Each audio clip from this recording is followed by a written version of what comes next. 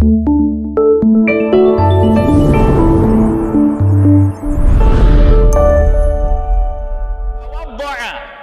barang siapa, kata Rasul, tawaddo'a berwudu lil salati, barang siapa yang berwudu untuk salat.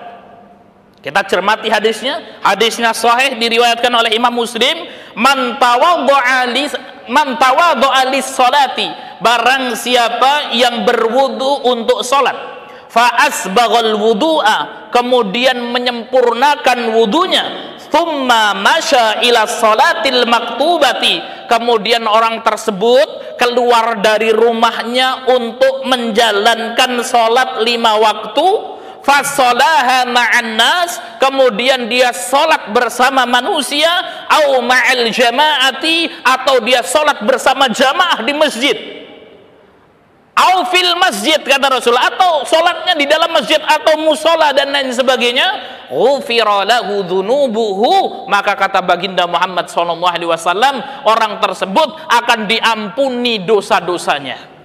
Bapak Ibu yang dimuliakan Allah Subhanahu wa taala, hadis yang sangat indah untuk kita renungkan. Apa kata baginda Muhammad SAW? Man tawaddo'a lis-shalah, ya, man tawaddo'a lis-sholati, barang siapa berwudu untuk salat, yaitu berwudu untuk salat wajib, fa asbaghal wudu'a, kemudian menyempurnakan wudunya, thumma masya, kemudian dia keluar berjalan, ya, keluar berjalan. Ini kalau kita renungkan hadis ini berarti wudunya di mana ini, Bapak Ibu? Di rumah atau di masjid? Di rumah. Ini orang ini wudunya di rumah dengan wudu yang sempurna, thumma masya ila shalah al maktubah, kemudian dia keluar dari rumahnya berjalan untuk melaksanakan salat wajib, fasolaha ma'an nas, kemudian salat bersama manusia, au ma'al jama'ati, atau salat ya dengan jamaah yang ada di masjid, ghufira lahu dzunubuhu, maka Allah Subhanahu wa taala akan mengampuni dosa-dosanya. Bapak Ibu yang dimuliakan Allah Subhanahu wa taala, ini hadis riwayatnya ya Muslim, hadisnya sahih, memberikan faedah penting bagi kita.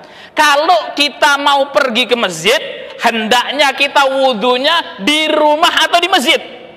Di rumah, Bapak Ibu yang dimuliakan Allah. Maka kita wudu di rumah dengan wudu yang sempurna, baru kemudian summa masa ila shalah, kemudian kita pergi untuk melakukan salat maktubah, salat yang wajib itu.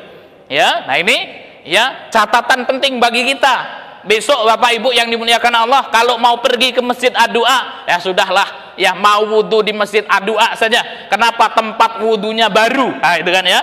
Ya, maka kemudian apa? Ya, dari rumah nggak berwudu keluar, kemudian wudunya nanti di masjid saja. Tidak.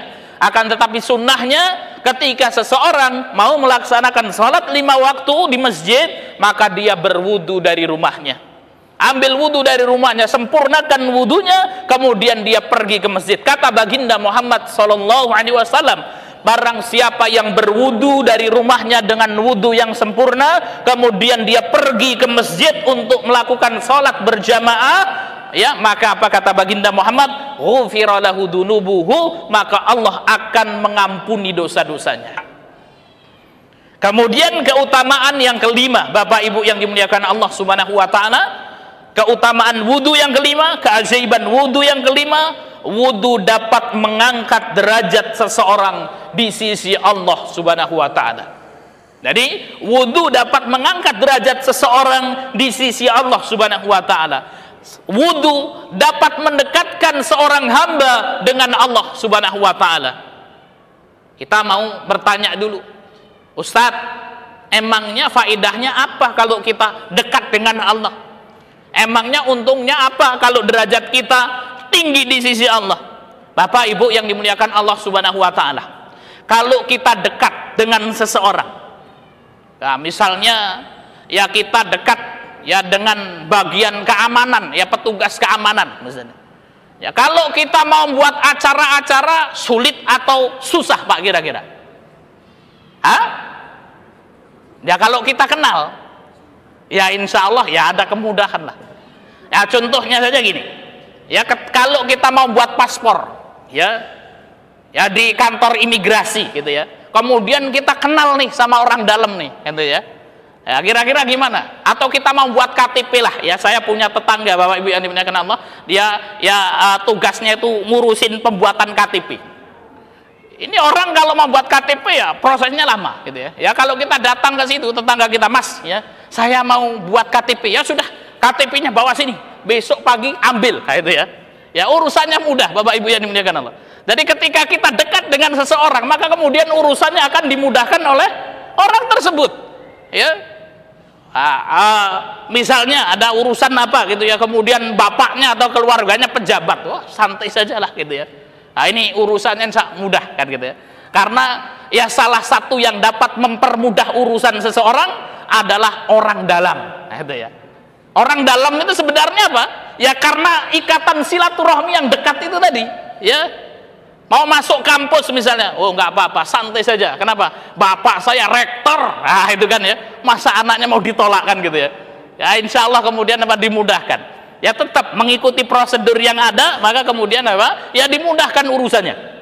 Ya kadang-kadang orangnya belum sampai itu, ya bapaknya ngomong tuh anak saya mau daftar terima sama petugas gitu ya. Ya baru datang saja sudah diterima gitu ya. Maka ini apa? Bahwasanya ketika kita dekat dengan seseorang, kedudukan kita dekat dengan seseorang, urusannya dimudahkan. Begitu juga ketika seseorang dekat dengan Allah Subhanahu wa taala. Rabb yang menciptakan seluruh alam ini, Rabb yang memberikan rizki kepada makhluk-makhluknya, Rabb yang mengatur jagat raya, Rabb yang maha kaya, maka kemudian apa? Urusannya akan dimudahkan oleh Allah Subhanahu wa taala.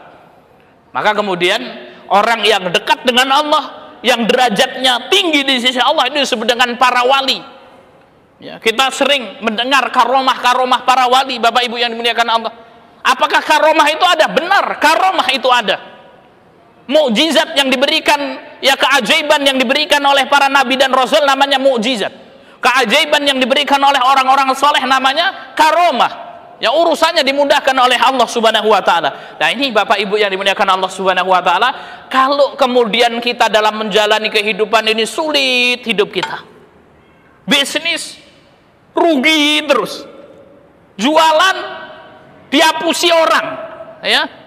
Nyari kerja sulit kan dia. Ya, bisa jadi kita belum dekat dengan Allah Subhanahu wa taala.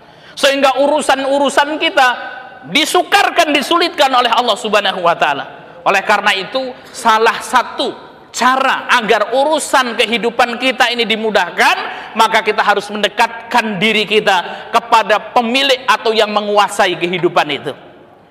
Dan salah satu cara agar kita dekat di sisi Allah adalah dengan berwudu.